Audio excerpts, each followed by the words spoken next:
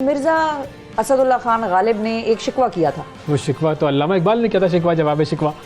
उसके अलावा एक शिकवा है। अच्छा, वो अल्लामा इकबाल ने नहीं किया था, वो गालिब ने किया था। गालिब ने क्या? लेकिन गालिब साहब ने भी एक शिकवा किया, वो भी कहीं पीछे नहीं रहे। उन्होंने कहा सब शिकवे कर रहे हैं तो फिर मैं कैसे पीछे रहूं। उन्होंने शिकवा किया कि बस के दुश्वार है हर काम का आसान होना, आदमी को भी मुयस्सर नहीं इंसान। हाय हाय हाय, तो ये गालिब साहब ने कह दिया। लेकिन पाकिस्तान की जो धरती है वो ऐसी जरखेज़ है कि इसने इंसान होने का हक अदा करने वाली जो ढेरों शख्सियात हैं उनको जन्म दिया है। इन अफराद ने अपनी तमाम उम्र जो है वो खिदमत खल्क के लिए वक्फ कर दी हुई है। इसमें बेशुमार नाम है और ऐसे नाम है जिनको दुनिया जानती है। नौजवान नस्ल को भी इंसानियत की फलाह का रास्ता दिखाया है ऐसे लोगों ने। और ऐसी ही एक शख्सियत है उस्ताद आसिम इस्माइल साहब, जो कम से कम वक्त में ज़्यादा से ज़्यादा इंसानों की भलाई के मिशन पर जो है इस वक्त मामूर है। अच्छा, अब इनका बुनियादी तौर पर जो वेंचर है जिसके बारे में हमने आज बात करनी है वो ये है कि देखें, टेक्नोलॉजी और खैर का काम, इसको जोड़ दिया जाए। अब ये जोड़ा कैसे है? उनकी एक वेबसाइट है, उस वेबसाइट पर जो है उन्होंने तमाम ऐसे जो सोशल वर्क करने वाले लोग और इदारे हैं उन सबको जोड़ दिया। अच्छा, अब ज़रा इनके बारे में बात करते हैं। ये वेंचर जो है ये क्या है और कैसे उन्होंने इस चीज़ को देखिए, यूथ को अगर लगाना है सही रास्ते पर और एक काम के रास्ते पर, तो यूथ कनेक्टेड है टेक्नोलॉजी से। बिल्कुल, तो टेक्नोलॉजी से बहुत गहरा ताल्लुक है। आसिम इस्माइल साहब हमारे साथ मौजूद हैं जी। अस्सलाम वालेकुम आसिम साहब। वालेकुम अस्सलाम रहमतुल्लाह। सर बहुत शुक्रिया प्रोग्राम के लिए, आपने वक्त निकाला। वैसे तो जो बुनियादी तौर पर जो आपका तारुफ है वो basically as an educationist, as a trainer, social worker, Al Wasila trust आपकी। ये जो हमने आज जो मुद्दा चुना है वो है khairlist.org। तो ये खैर की लिस्ट क्या है और ये कैसे बनाई और इसको बनाने का ख्याल कैसे आया?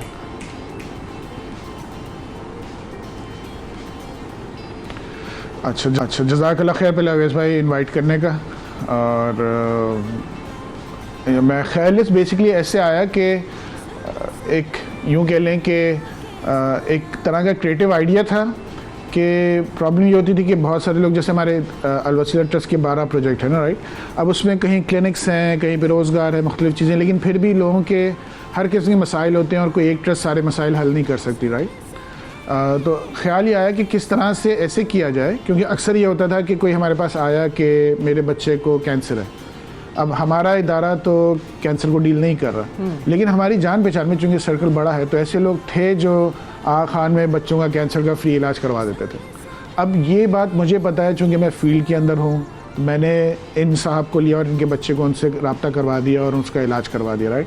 लेकिन मैं फिर ये सोच रहा था कि ये चीज़ें तो हम इन्वॉल्व, हमें पता है, लेकिन जो आम लोग हैं वो कैसे, यानी बहुत सारी सर्विसेज जो कि अवेलेबल हैं, NGOs जो कि अवेलेबल हैं, सारी काम कर रही हैं, लेकिन चूँकि उनके बारे में इंफॉर्मेशन नहीं है, लिहाजा लोग पहुँच ही नहीं पाते। तो हमने कहा ठीक है, लेट्स डू वन थिंग। हमने इसके लिए लोग हायर किए। हमने कहा ठीक है, जितनी NGOs हैं, कराची के लेवल पे हमने इसको स्टार्ट किया कि जितनी NGOs हैं उनका बेसिकली एक डेटा फॉर्म था, वो हमने हर जगह फैलाया, उसको हमने फिलअप करवाया सबसे, और उसको फिर हमने khairlist.org के नाम से वेबसाइट पे डेटा के तौर पे एंटर कर दिया।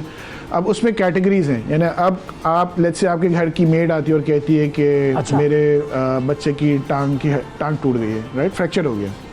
अब मुझे आप जो है ना, डॉक्टर ने कहा कि 50,000 रुपये लगेंगे। अब आपके पास ना 50,000 है देने के लिए, लेकिन आप हेल्प भी करना चाहते हैं, लेकिन बहुत सारे ऐसे इदारे हैं जो वहाँ पर फ्री इलाज कर देंगे। तो हमने ये किया कि अब आप जाइए खैर लिस्ट पे और आप जाके वहाँ पे डाल दें मेडिकल, और मेडिकल के अंदर फिर आप जाके देख लें कितने इदारे हैं जो इसका इलाज कर रहे हैं। उनका वहाँ पे एड्रेस दिया होगा, उनकी कॉन्टैक्ट डिटेल्स दी हुई होंगी। आप वो बस डिटेल उठाइए और अपनी मेट को दे दें या उसके साथ एक दफ़ा चले जाएं और कह दें कि ये इदारा है जो इस चीज़ में डील करता है ऑलरेडी फ्री के अंदर, तो तुम यहाँ जाके इलाज करा लो। तो it is just that simple idea कि इस वजह से हमने कहा कि इतने सारे लोग इतना काम कर रहे हैं तो हमने सबको उन डेटा पर चढ़ा दिया। और उसमें ओपन बात यह है कि कोई आके अपनी एंट्री खुद भी कर सकता है, यानी हम ना पहुँचे उस तक, इस प्रोग्राम के तहत ही अगर वो देख रहे हैं और वो कोई भी खैर का काम करें, एज एन इंडिविजुअली क्यों ना कर रहा हूँ, वो जाएं और इंडिविजुअल लिस्ट में जाके लिखवा दें, एंटर कर देंगे आप ये कर रहे हैं, और कोई भी आपसे फ़ायदा उठा सकता है। अच्छा, और इसकी स्पेलिंग क्या है? जो आपकी जो वेबसाइट है एग्जैक्ट स्पेलिंग उसकी क्या है? KHAIR khairlist.org। अच्छा, ओके। अच्छा, दूसरा मुझे ये बताइए कि अब जैसे आपने कहा कि ये आपने तमाम जो यूँ खैर के काम करने वाले हैं उनको यकजा कर लिया। अब बुनियादी तौर पर ये वैसे तो बड़ा सिंपल सा आइडिया लगता है, लेकिन काम बड़ा ज़बरदस्त है। कैसे रीच आउट करने का प्रोसेस क्या था, और उनकी वेरिफिकेशन का कोई प्रोसेस था कि हम जिन NGOs को उसमें डाल रहे हैं वो वाकई सही तरीके से काम करने वाले इदारे हों?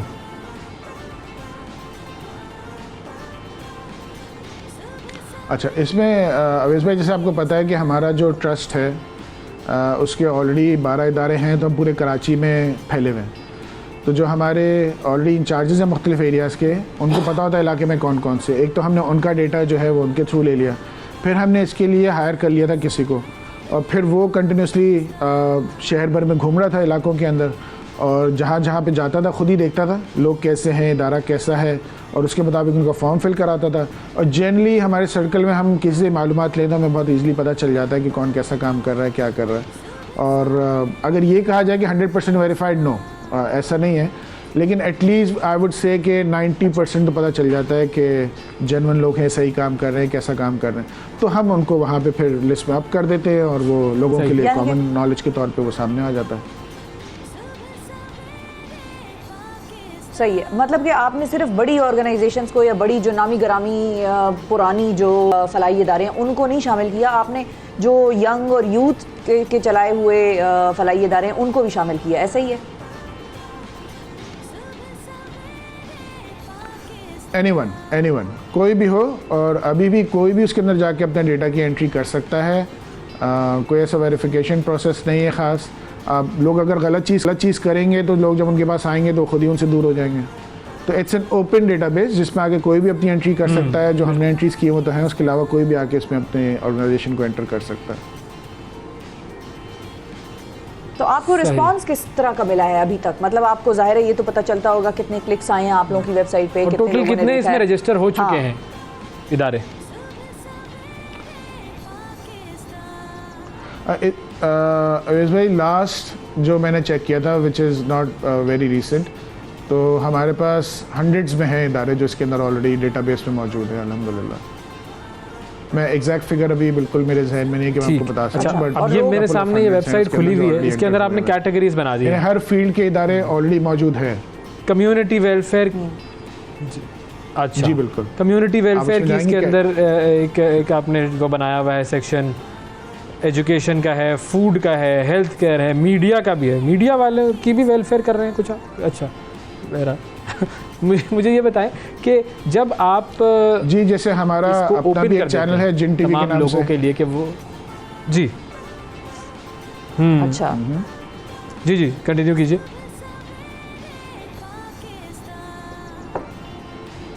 आपने मीडिया के हवाले से पूछा था, तो जैसे मैंने आपको बताया कि मीडिया में भी लोग आ रहे हैं, और एक्चुअली ये तो एक शुरुआत थी कराची के उस पर। जैसे ही हमारी ट्रस्ट ऑल ओवर पाकिस्तान काम शुरू करेगी तो फिर वहाँ के भी सारे ऑर्गेनाइजेशंस को हम इसमें इंशाल्लाह लिस्ट डाउन करना शुरू कर देंगे। सर अभी इसमें सिर्फ कराची का डेटा है?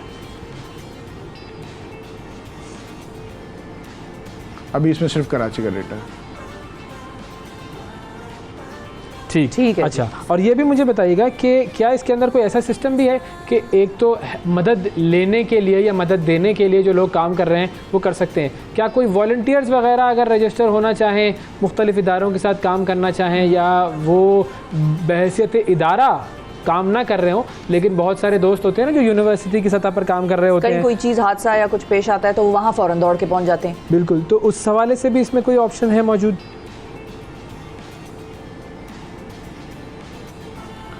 नहीं अवेश भाई, बल्कि आपने कहा है तो मेरे जहन में बात आ रही है कि आइडिया अच्छा है, इसको भी एक्सप्लोर किया जा सकता है कि इसको इसका पार्ट बना दिया जाए कि अब मुख्तलिफ ऑर्गेनाइजेशंस जो लिंक कराना चाहें वॉलंटियर्स को तो वो वॉलंटियर्स को ले सकते हो। That's a very good idea, लेकिन अभी इसमें ये ऑप्शन नहीं है। चलें, जब आइडिया आपके पास आ गया है और मुझे उम्मीद है कि जितने आपने काम किए हैं बहुत सारे, आप ये वाला आइडिया भी इम्प्लीमेंट कर सकते हैं जी। और ये है जी khair-list.org, KHAIR-LIST.org, और इस पर आप जा सकते हैं। बिल्कुल, अपना इदारा अगर आप चला रहे हैं तो अपना इदारा भी आप यहाँ पर रजिस्टर कर सकते हैं। जो लोग यहाँ पर आ रहे होंगे इस वेबसाइट पर, उनको आपका इदारा ज़रूर नज़र आएगा, वो आपके लिए भी डोनेट करेंगे और आपके साथ भी जुड़ने की कोशिश करेंगे।